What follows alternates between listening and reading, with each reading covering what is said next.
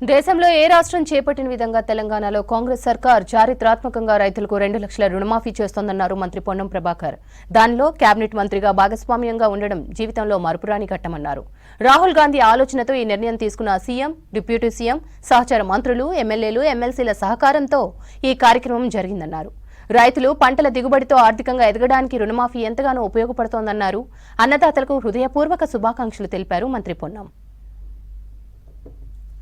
తెలంగాణ రాష్ట్ర కాంగ్రెస్ ప్రభుత్వం చారిత్రాత్మకంగా దేశంలో ఏ రాష్ట్రము చేపట్టని విధంగా రైతులకు 2 లక్షల రూపాయల రుణమాఫీ చేసే దానిలో కేబినెట్ మంత్రిగా భాగస్వామ్యం ఉండడం నా జీవితంలో ఒక మరుపురాని ఘట్టం.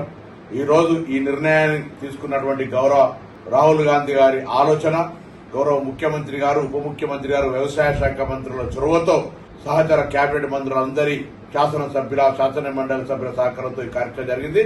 రైతన్నలందరూ ఉత్సాహంగా ఈ రాష్ట్ర అభివృద్ధిలో మరింత పంటల ఉత్పత్తి ద్వారా ఆర్థికంగా ఎదగడానికి ఈ యొక్క అవకాశాన్ని వినియోగించుకొని వ్యవసాయం పండుగగా చేయాలని ఆకాంక్షిస్తూ రైతన్నలందరికీ కూడా